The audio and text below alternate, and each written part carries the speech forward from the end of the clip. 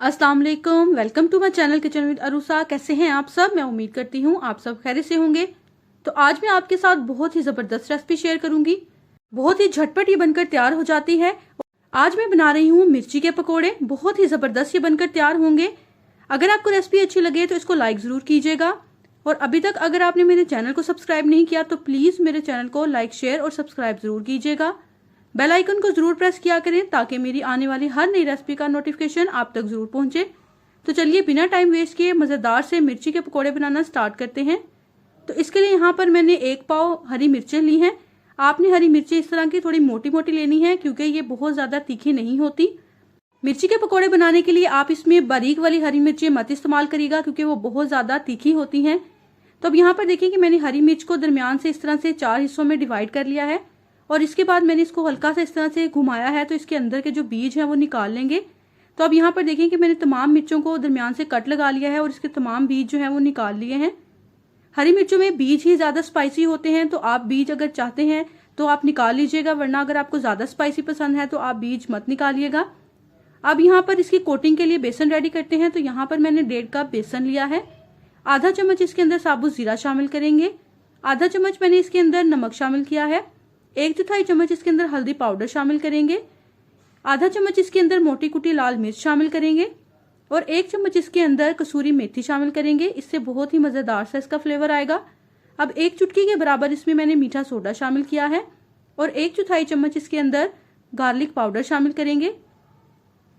अब इसके अंदर पानी थोड़ा थोड़ा करके शामिल करेंगे और इसका हमने एक रनी सी कंसिस्टेंसी वाला बैटर बना लेना है। इसको हमने बहुत ज़्यादा गाढ़ा नहीं करना और ना ही बहुत ज़्यादा पतला करेंगे। बस हमने इसको इतना ही रखना है कि मिर्चों के ऊपर अच्छे से इसकी कोटिंग हो जाए। अब यहाँ पर इसकी कंसिस्टेंसी आप चेक कर लें। अब इसको खूबसूरत सा कलर देने के लिए मैंने इसमें 1 चुटकी के बराबर ऑरेंज फूड कलर शामिल किया है। अगर आप इसको शामिल नहीं करना चाहते तो आप इसको स्किप कर दीजिएगा। मैंने इसमें खूबसूरत सा कलर लाने के लिए इसको शामिल किया है। यहाँ पर लोग अक्सर मिर्च के पकोड़े बनाते हुए शिकायत करते हैं कि बेसन की कोटिंग ऊपर से उतरना शुरू हो जाती है। तो उसके लिए एक बहुत ही अहम टिप है कि आपने हरी मिर्च को पहले सूखे बेसन में एक दफ़ा डिप कर लेना है। इसके बाद आप इसको बेसन में डिप करिएगा तो आपका बेसन जो है वो बिल्कुल भी फ्राई होते हुए ऊपर से नहीं उतरेगा। तो यहाँ पर इसको फ्राई करना स्टार्ट करते हैं। तो ऑयल को मैंने पहले अच्छे से गर्म कर लिया है। इसके बाद मैंने आंच जो है वो मीडियम से लो कर दी है। बहुत ज़्यादा हाई फ्लेम के ऊपर इसको हम नहीं पकाएंगे। अगर हम इसको हाई फ्लेम के ऊपर पकाएंगे तो ऊपर से कलर तो अच्छा सा आ जाएगा लेकिन बेसन जो है वो कच्चा रह जाएगा। तो अब यहाँ पर देखेंगे खूबसूरत सा गोल्डन कलर इसकी दोनों तरफ आ गया है। तो अब इसको निकाल लेंगे और बाकी की तमाम मिर्चों से भी हम इस तरह से पकोड़े जो हैं वो बनाकर तैयार कर लेंगे। बहुत ही झटपट और मज़ेदार ये पकोड़े हमारे बनकर तैयार हो जाते हैं और इनको बनाने में बिल्कुल भी हमें एक्स्ट्रा कोई भी खर्चा नहीं आएगा। तमाम चीज़ें इसमें जो इस्तेमाल हुई वो आपको आपके घर से आसानी से मिल जाएंगी। तो देखिए माशाल्लाह अल्हम्दुलिल्लाह कितना खूबसूरत सा इसके ऊपर गोल्डन कलर आया है और बहुत ही मज़ेदार सी अंदर से चटपटी और ऊपर से बहुत ही क्रिस्पी मिर्चों के पकोड़े जो हैं वो बनकर तैयार हुए हैं। आजकल बरसात के मौसम में बहुत ही तीखा और चटपटा सा खाने का दिल करता है। तो आपने मेरी इस रेसिपी को ज़रूर ट्राई करना है। रेसिपी अच्छी लगे तो इसको लाइक ज़रूर कीजिएगा। अब मैं आपको एक पकौड़ा तोड़ कर भी दिखाती हूँ। देखेंगे ऊपर से कितने ज़्यादा ये क्रिस्पी हैं। मेरी इस रेसिपी को ज़रूर ट्राई करिएगा।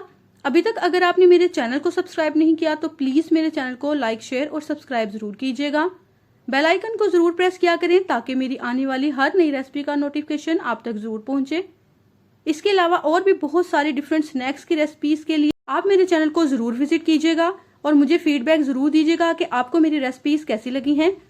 मुझे दुआओं में याद रखिएगा। अल्लाह हाफिज़।